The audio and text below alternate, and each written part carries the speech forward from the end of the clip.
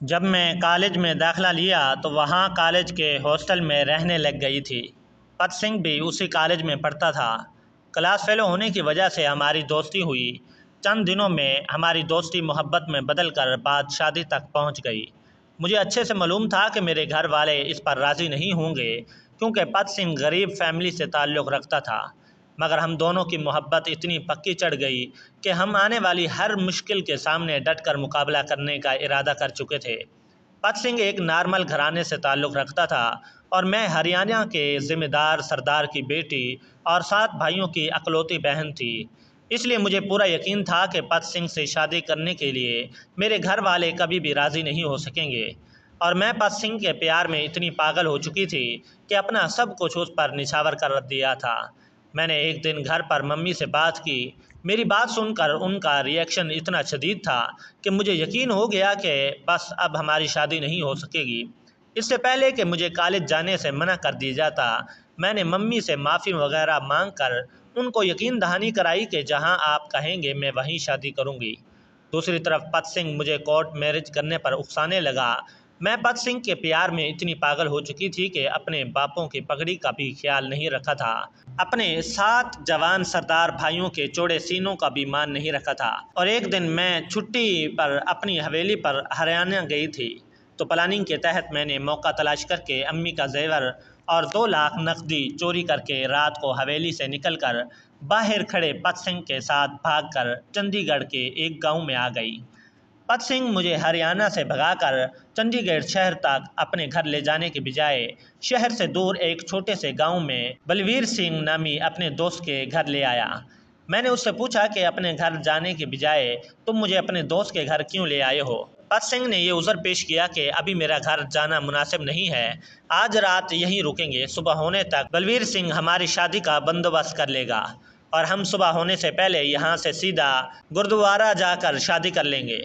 شادی ہوتے ہی تمہیں اپنے گھر لے جاؤں گا، اس طرح میرے گھر والوں کو تمہیں گھر میں رکھنے پر کوئی اعتراض نہیں ہوگا۔ شادی کی تیاری ہونے کا سن کر میں مطمئن ہو گئی کہ چل ایک رات کی بات ہے، ویسے بھی پت سنگھ میرے ساتھ تھا، اس لیے مجھے تسلی تھی۔ رات کو کھانا کھانے کے بعد پت سنگھ اور میں ایک چارپائی پر لیٹ گئے، آنے والے حسین لمحات کے بارے میں باتیں کر رہے تھے۔ کچھ ہی دیر بعد مجھے پتہ ہی نہیں چلا کہ باتوں کے دوران کب میری آنکھ لگ گئی۔ صبح جب میری آنکھ کھلی تو میں چارپائی پر اپنے پت سنگھ کے پہلو کے بجائے یہاں ہوٹل میں بیڈ پر اکیلی پڑی تھی۔ میں نے ہوش میں آنے کے بعد کمرے کو دیکھا۔ میں نے پت سنگھ کو آوازیں بھی دی کہ شاید وہ مجھے سرپرائز دینے کے لیے مجھے نیند کے حالت میں یہیں لے آیا ہو، مگر میری آواز کا جواب کسی نے نہیں دیا۔ جب مجھے ڈر محسوس ہونے لگا تو میں نے دروازہ کھولنے کی کوشش کی، مگر دروازہ باہر سے لاک تھا۔ میں مزید خوفزدہ ہو کر رونے لگی۔ کچھ دیر بعد حوصلہ کر کے دوبارہ دروازہ توڑنے کی کوشش کی، مگر میرا ہر حربہ ناکام رہا۔ آخر کار تھک کر میں واپس آ کر بیڈ پر بیٹھ گئی کہ شاید پت سنگھ دروازہ باہر سے لاک کر کے کسی کام سے گیا ہو۔ دل کو سمجھا کر میں پت سنگھ کا انتظار کرنے لگی۔ کچھ دیر بعد دروازہ کھلا تو میں نے پر امید نظروں سے دروازے کی جانب دیکھا کہ میرا پت سنگھ آ گیا ہے، مگر جب میری نظر 2 حبشی دیوہکل عورتوں پر پڑی تو ان کی خوفناک شکلوں کو دیکھ کر میں چیخ مار کر پت سنگھ کو آوازیں دینے لگی۔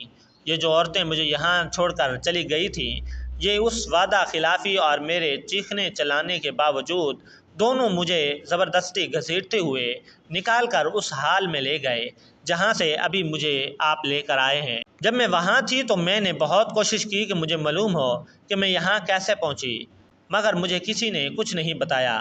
جس سے بھی پوچھتی تھی اسے بس ایک ہی جواب ملتا تھا کہ اب تم ہمیشہ کے لیے یہیں رہو گی۔ اپنی مختصر داستان سن کر وہ پھوٹ پھوٹ کر روتے ہوئے کہنے لگی، میرا پت سنگھ یہ سب نہیں کر سکتا، وہ مجھ سے بہت پیار کرتا ہے اور وہ مجھے دھوکہ نہیں دے سکتا۔ میں کچھ دیر اس کی جانب دیکھتے ہوئے اس کی باتوں پر غور کرنے کے بعد بولا، ادھر میری طرف دیکھ۔ اس نے چونک کر میری جانب دیکھا۔ میں نے کہا، تمہارا نام کیا ہے؟ وہ ہچکیاں لیتے ہوئے بولی، منمیت کور۔ میں ہنستے ہوئے بولا، اچھا تو تمہیں ایسا لگتا ہے کہ تمہیں پت سنگھ کے بجائے اس ہوٹل کے لوگ اغوا کر کے لے آئے ہیں۔ میری بات سن کر منمیت کور الجھن کا شکار ہوتے ہوئے بولی، کیونکہ مجھے اپنے پت سنگھ پر پورا یقین ہے کہ وہ ایسا کرنا تو دور کی بات ہے، ایسا کرنے کے بارے میں سوچ بھی نہیں سکتا۔ میں مسکرا کر بولا، یہ بھی تو ہو سکتا ہے کہ اس نے پیسوں کی لالچ میں ایسا کیا ہو۔ کیونکہ تم اس بات کا اقرار کر چکی ہو کہ شادی سے پہلے تم دونوں تعلقات قائم کر چکے تھے۔ اس نے سوچا ہوگا کہ جو کچھ شادی کے بعد ملنا تھا وہ پہلے ہی مل چکا ہے، لہٰذا اسے پیسے لے کر اس کو کسی جگہ فروخت کر دیتا ہوں جہاں سے یہ ساری زندگی نکل نہیں سکے گی۔ اس طرح اس کو تمہیں فروخت کرنے کے اضافی پیسے بھی مل جائیں گے، اور جو تم گھر سے نقدی زیورات چوری کر کے لائی تھی اس کے بھی وہ اکیلا مالک بن جائے گا۔ اس کے ساتھ ساتھ تم سے بھی ہمیشہ کے لیے اس کی جان چھوٹ جائے گی۔ میری بات سن کر منمیت کور چونک کر میری طرف دیکھتے ہوئے مجھے عجیب سی نظروں سے دیکھنے لگی، جیسے اسے مجھ پر شک ہو رہا تھا کہ میں ہی اس کی اغوا کا وکیل ہوں، مگر اس کی نظروں میں نفرت نہیں بلکہ عجیب سی کشش تھی جس کو میں سمجھنے کی کوشش کر رہا تھا۔ وہ مخصوص انداز میں میری جانب غور سے دیکھتے ہوئے میرے چہرے سے نظر ہٹا کر میری بائیں جانب سینے پر لگے بیج پر نظر ڈال کر بولا، پریت سنگھ ایسا کیوں کرے گا؟ اس کو میری دولت نہیں بلکہ مجھ سے محبت تھی، وہ تو مجھ سے شادی کرنا چاہتا تھا۔ میں نے کہا شادی کرنا چاہتا تھا مگر شادی کی نہیں۔ اب میں تم سے ملنا چاہتا تھا مگر تمہاری حالت دیکھ کر میرا ارادہ بدل گیا۔ خیر چھوڑو، یہ بتاؤ کہ تم نے گھر سے بھاگ کر کورٹ میرج کرنے کا پروگرام بنایا تھا، یہ مشورہ پریت سنگھ نے دیا تھا؟ منمیت کور بولی، میں نے پریت کو بتایا کہ میرے پریوار کے لوگ کبھی بھی ہماری شادی کے لیے آمادہ نہیں ہوں گے، تو اس نے کہا کہ ہم کورٹ میرج کر لیتے ہیں۔ منمیت کور کی بات سن کر میں مسکرا کر کہا، اگر تمہیں کورٹ میرج کرنا تھا تو پھر تم دونوں سیدھا کورٹ میرج جا کر شادی کر لیتے، پھر گھر پر پیسے اور زیور چوری کر کے لانے کی کیا ضرورت پڑی؟ منمیت کور بولی، کیونکہ پریت سنگھ بہت غریب لڑکا تھا، یہ سب بیچ کر وہ بزنس کر سکتا تھا۔ میں نے کہا، یعنی تم خود اپنی مرضی سے گھر سے پیسے اور زیور چوری کر کے لائی تھی؟ نفیسن سر ہلاتے ہوئے بولی، نہیں، پریت سنگھ نے کہا تھا کہ اگر کورٹ میرج کرنی ہے تو تمہیں گھر جا کر کسی طریقے سے پیسے اور زیورات بھی لینے ہوں گے تاکہ یہاں سے اتنا دور چلے جائیں کہ تمہارے گھر والے یہاں تک نہ پہنچ سکے۔ منیت کور کی بات سن کر میں چونک کر بولا، تم نے پریت سنگھ کا گھر دیکھا تھا؟ منیت کور نفی میں سر ہلاتے ہوئے بولی، نہیں، بس مجھے اتنا معلوم ہے کہ وہ چندی گڑھ کے سستے حال علاقے میں رہتا ہے۔ میں نے کہا، پھر تم کیسے یقین سے کہہ سکتی ہو کہ پریت سنگھ واقعی غریب فیملی سے تعلق رکھتا ہے؟ منیت کور بولی، کیونکہ اس کے پاس پہننے کے لیے اچھے کپڑے نہیں ہوتے تھے، یہاں تک کہ کالج کی فیس بھی میں ادا کرتی تھی۔ میں نے کہا، نہ تم نے اس کا گھر بار کو دیکھا، نہ اس نے تمہیں اپنی فیملی کے کسی ممبر سے ملایا، نہ تمہیں اس نے یہ کہا کہ شادی کے بعد تمہیں اپنے گھر لے کر جاؤں گا، بلکہ تمہیں کہیں دور لے جانے کی بات کر رہا تھا۔ پھر بھی تم کہہ رہی ہو کہ پریت سنگھ کو تمہاری دولت نہیں تم سے پیار تھا۔ اگر اسے تم سے پیار ہوتا تو وہ سب سے پہلے تمہیں اپنی فیملی کے کسی ممبر کے ساتھ لازمی ملاقات کراتا، تم سے شادی کرنے کی یہ شرط راں رکھتا کہ تم پہلے گھر جا کر گھر سے جتنی دولت سمیٹ کر لے آ سکتی ہو لے آؤ، پھر شادی کریں گے۔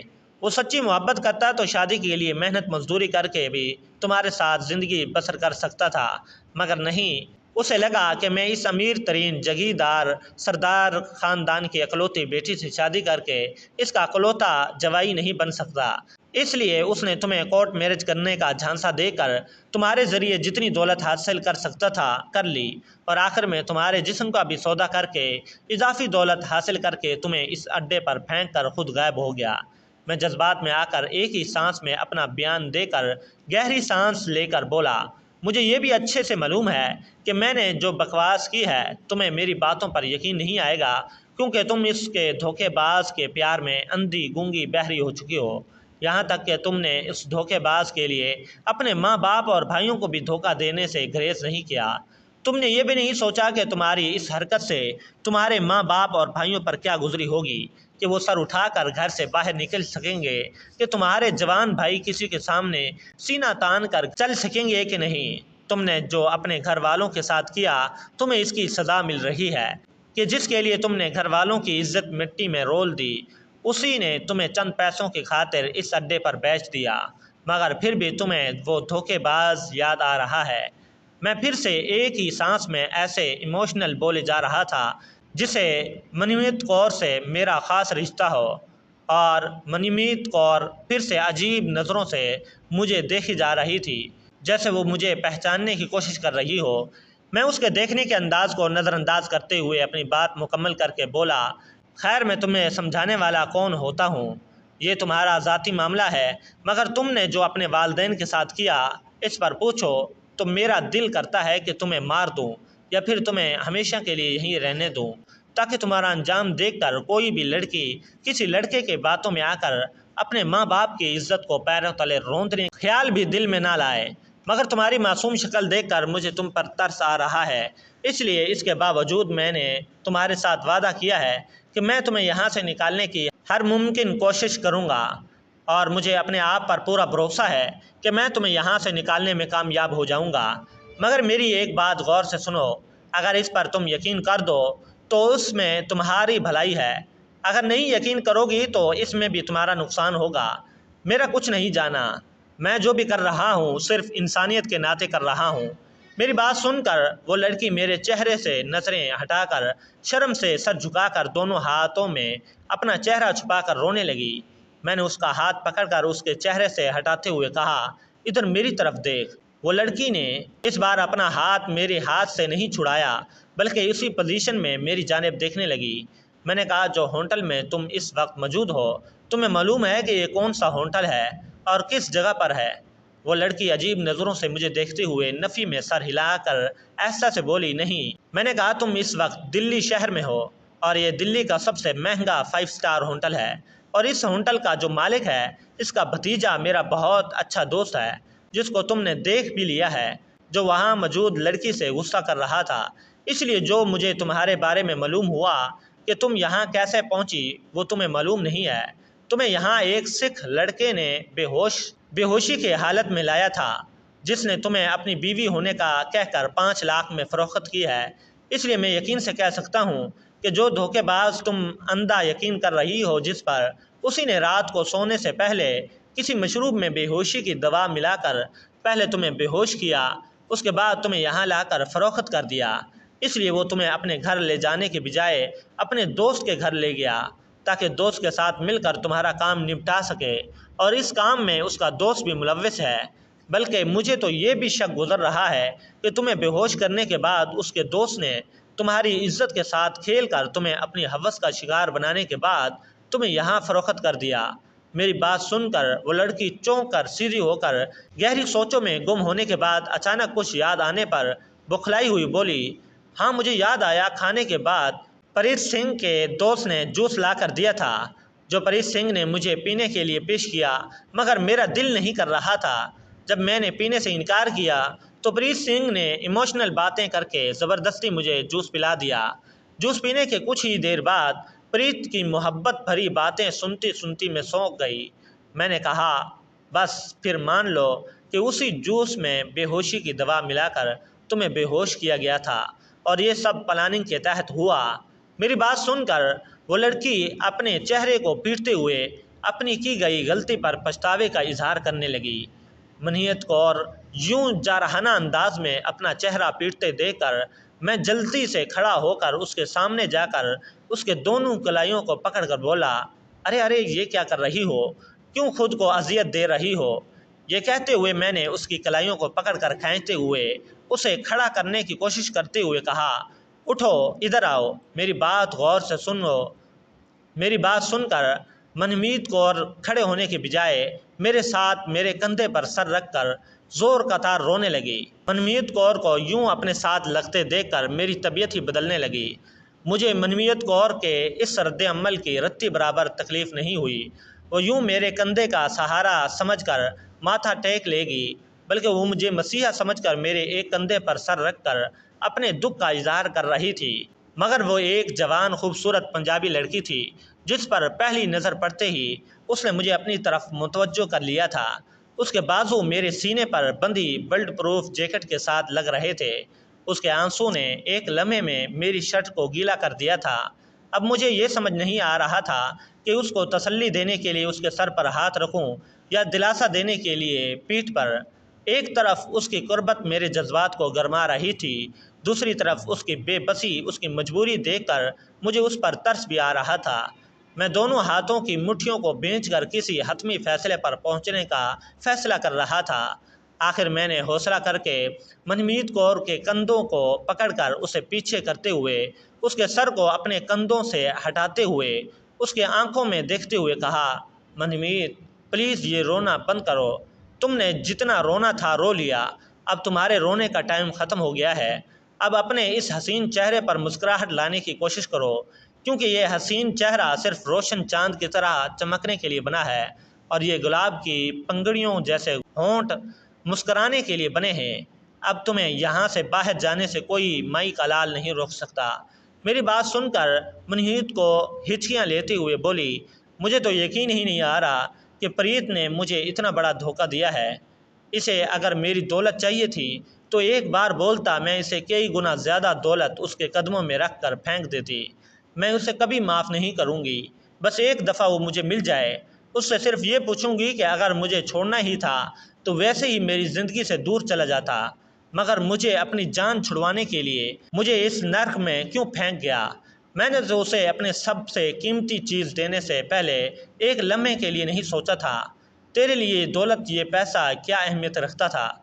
پریت سنگھ، تم نے میرے ساتھ اچھا نہیں کیا، میں تمہیں زندہ نہیں چھوڑوں گی۔ وہ لڑکی رونے دھونے سے ہٹ کر اپنے بوائے فرینڈ پریت سنگھ پر اڑ گئی تھی۔ میں منہیت کو کندھوں کو چھوڑ کر اس کا ہاتھ پکڑ کر بولا، منہیت پلیز خود کو سنبھالو، میں ہوں نا تمہارے ساتھ، تم جیسا چاہو گی ویسے ہی ہوگا۔ یہ کہہ کر میں نے اپنے بازو اس کے کمر پر ڈال کر اس کے کمر کو اطراف پر ہاتھ رکھ کر بولا، ادھر آؤ، ادھر بیڈ پر بیٹھ کر خود کو ریلیکس کرو، پھر تمہیں اگلا لاہے عمل بتاتا ہوں کہ تم نے کیا کرنا ہے۔ میں بازو ڈالے اسے بیڈ کی طرف لے جانے لگا۔ میں حیران تھا کہ اس نے ایک دفعہ بھی ہٹانے کی کوشش نہیں کی تھی، بلکہ وہ مجھے پر اعتماد انداز میں چلتی ہوئی بیڈ کے قریب پہنچتے ہی میں بازو نکال کر اس کے کندھوں کو پکڑ کر اسے بٹھاتے ہوئے بولا، ادھر بیٹھو، میں تمہارے لیے پانی لاتا ہوں۔ منمیت ٹانگیں نیچے لٹکا کر بیڈ پر بیٹھ گئی۔ میں فریج کی جانب بڑھا اور فریج سے پانی کی بوتل نکال کر گلاس میں ڈال کر اسے دینے لگا اور وہ پینے لگی۔ منمیت کور نے گلاس پکڑ کر چند گھونٹ پانی پی کر گلاس مجھے واپس پکڑا دیا۔ میں گلاس ٹیبل پر رکھ کر اس لڑکی کے قریب آ کر اسی کے انداز میں بیڈ پر بیٹھتے ہوئے اس کی جانب دیکھتے ہوئے بولا، اب کیسا فیل ہو رہا ہے؟ منمیت کور میری جانب دیکھ کر بولی، مجھے نہیں پتا کہ آپ کون ہیں اور میرے لیے یہ سب کیوں کر رہے ہیں، مگر آپ نے جو مجھے حوصلہ دیا ہے اور جیسے اس شخص کا اصلی چہرہ میرے سامنے پیش کیا ہے، میں ساری زندگی آپ کا یہ احسان نہیں چکا پاؤں گی۔ مگر یہ کہہ کر منمیت کور اچانک خاموش ہو کر گہری سوچ میں گم ہو گئی۔ میں نے منمیت کور کا ہاتھ پکڑ کر اس کے ہاتھ کو اس کی رانوں سے اٹھا کر اپنے دوسرے ہاتھ پر رکھ کر دونوں ہاتھوں سے اس کے ہاتھ کو دباتے ہوئے اسے اعتماد میں لانے کی کوشش کرتے ہوئے کہا، مگر کیا؟ منمیت کور نے چونک کر خیالوں سے باہر آتے ہوئے ایک نظر میرے ہاتھ میں تھامے ہوئے اپنے نرم و ملائم ہاتھ پر ڈال کر میری جانب دیکھتے ہوئے کہا، پہلے تو مجھے یقین تھا کہ میں کسی بھی طریقے سے اگر یہاں سے نکل گئی تو یہاں سے نکل کر میں پریت سنگھ کے پاس چلی جاؤں گی اور وہ مجھے اپنا بھی لے گا اور ان ظالموں سے بدلہ بھی لوں گی، مگر اب تو وہ امید بھی ختم ہو گئی ہے۔ اب تو میرے پاس ایک ہی راستہ بچا ہے کہ میں یہاں سے نکل کر اس دھوکے باز انسان کو اڑا دوں اور پھر خود بھی، کیونکہ میں اپنے گھر تو واپس نہیں جا سکتی، اگر گئی بھی تو میرے بھائیوں نے مجھے دیکھتے ہی جان سے مار دینا ہے، اور نہ ہی مجھ میں اتنی ہمت ہے کہ میں اپنے گھر والوں کا سامنا کر سکوں۔ اگر میں اپنے آئینے کو دیکھوں تو مجھے اپنا بھیانک چہرہ دیکھنے کی ہمت نہیں ہوتی۔